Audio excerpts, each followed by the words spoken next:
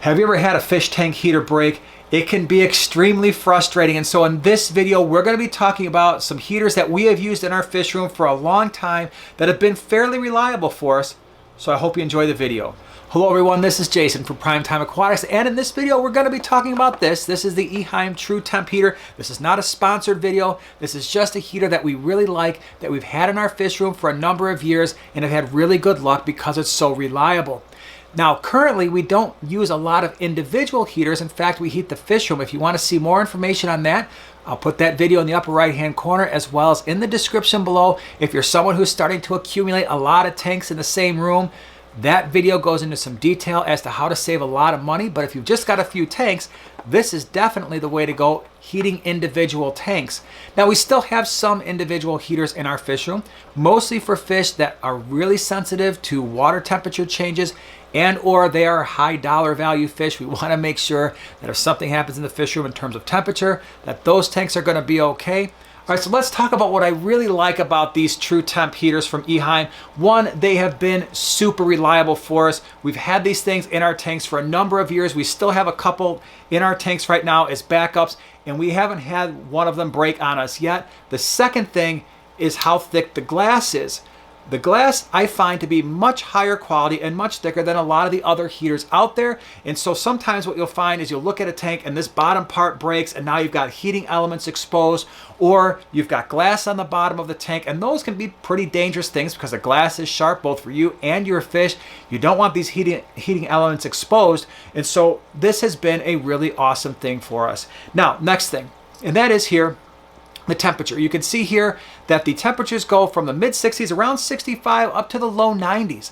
That's huge for a couple of reasons. One, you've got a lot of different options, but also if you're treating disease and now you've got to get the tank, let's say you're treating ick and you want to bring the temperature of the tank up to like 83, 84, 85, or you've got discus or some plecos that really like that warmer temperature, this heater is going to be able to do that for you and still give you the quality that you need long term. The other thing I like about this heater is it's fully submersible. Yeah, that's most heaters these days. But what's cool is this also has a shutoff, an emergency shutoff if the tank runs dry. So maybe you're doing your tank maintenance and you forget to turn the heater off. That can be frustrating.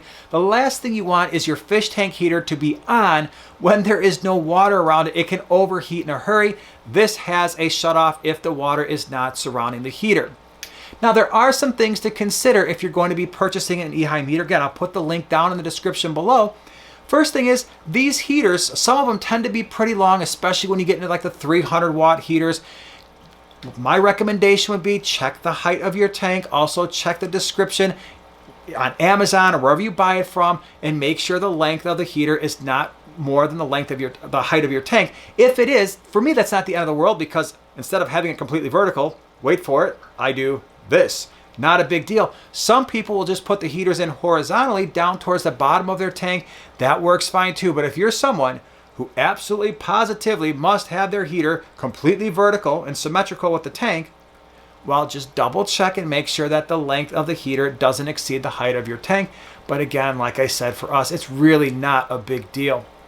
The second thing to consider is over here, we've got a calibration dial.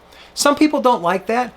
I don't mind it, and there's a really good reason why. I never, ever, ever, ever use this dial, this temperature dial, to determine or to rely upon this to determine the temperature of my tank, ever. I always have a separate thermometer in my tank that's telling me the temperature of the actual tank. My advice to you, especially if you're new, do not rely on a heater to tell you what the temperature of your tank is. You're asking for problems eventually. Now, I will put the thermometer that we use down in the description below, an affiliate link down there. They're cheap. They're the ones that kind of float in the tank. You can move them from tank to tank. I find them to be the most reliable as opposed to maybe the ones that stick on the side.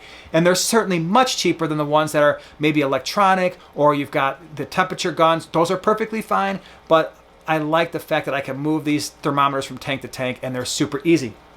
So that's one thing. There is a calibration knob here, but I don't care about that because what I do is I put the heater in the tank and then I turn it on. I wait for the little dial, the little light to come on to tell me that it's on. I let it equilibrate, make sure that it's on a lower setting, and then see where my tank is at. And I'll turn up a little bit until I get to the desired temperature. that the thermometer is telling me, not this thing. So that calibration now for me is a non-issue. I don't really even use it. If you do, there are directions in the package that tell you how to do it. It's really not that hard. As you can see here, the heater itself comes with these suction cups. I found that they stick pretty well to the side of the glass. Actually, for a lot of the older heaters, I don't even use this thing anymore. It comes off and it just kind of floats right against the back of the glass, which has worked fine for us. Next thing, the cost. These heaters are going to be a little bit more expensive than some of the other heaters on the market, but when you look at the long-term cost, I find them to be far less expensive, and the reason for that is they last. At least for us, like I said, we haven't had them break in our fish room, and so that's been super important for us.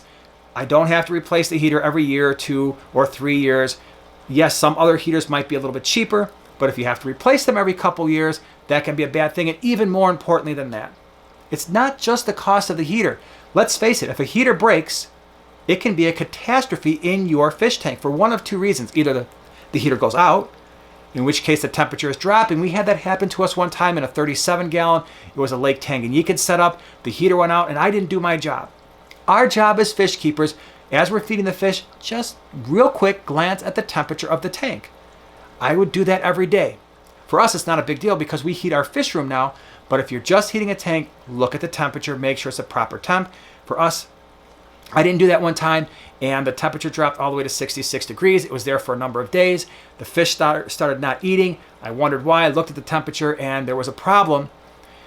I lost most of those fish. So when you have a cheap heater and it breaks on you, fish can die. Even more importantly, if you have a heater that gets stuck on and now the temperatures are in the upper 80s, approaching 90, you can kill a lot of fish very, very quickly. So having a quality heater that lasts a little longer, that might be a little bit more expensive, is a far better purchase than buying a cheap heater and then having something go horribly wrong. All right, everyone, I hope you found this video useful. Hope it gives you something to think about. Again, the links are in the description below. And if you enjoyed this video, share, subscribe, and we'll see you in the next one.